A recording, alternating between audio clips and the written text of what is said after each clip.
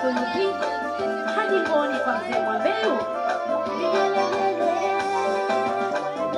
Ninafurahia mimi, ndoto yangu imetimia, nimempata maridhia, barafu yangu ya moyo. Nilimwona mrembo Riziki, akagusa wangu mtima, sikuweza kutulia, kamwambia I love you baby. Riziki naye kakubali, na tukaianza safari, penzi letu likanawiri, maana Mola kakubali.